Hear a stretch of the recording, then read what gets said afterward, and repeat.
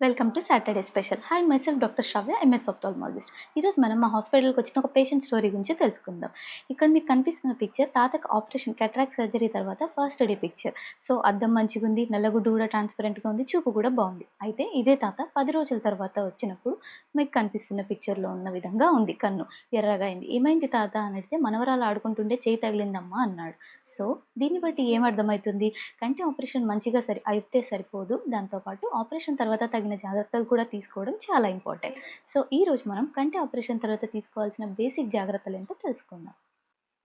అవేంటంటే ఆపరేషన్ అయిన తర్వాత గట్టిగా తుమ్మడం గానీ, దగ్గడం గానీ, బరువులెత్తడం వంటివి గానీ చేయకూడదు. దీనివల్ల కంటి మీద ఒత్తిడి పడే అవకాశం ఉంది.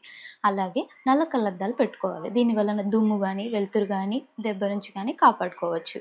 వీటితో పాటు తలస్నానం అనేది నెల రోజుల వరకు చేయకూడదు. అలాగే ఒక వారం నుంచి 10 రోజుల పాటు ఎక్కువ దూర ప్రయాణాలు అవాయిడ్ చేయాలి. మనం రోజువారీ చేసుకునే పనులు 2, 3 రోజుల నుంచి చేసుకోవచ్చు. నల్ల కళ్ళద్దాలు పెట్టుకొని చేసుకోవాలి. ఇక ఫుడ్ విషయానికొస్తే వెజ్, నాన్ వెజ్ అన్నీ తినొచ్చు. కాకపోతే గట్టిగా నమలడం వంటి పనులు చేయకండి. సో ఈ బేసిక్ సేఫ్టీ మెజర్స్‌ని మీ చుట్టుపక్కల ఎవరైనా కంటి ఆపరేషన్ అయిన వాళ్ళు ఉంటే వాళ్ళకి షేర్ చేయండి. Thank you.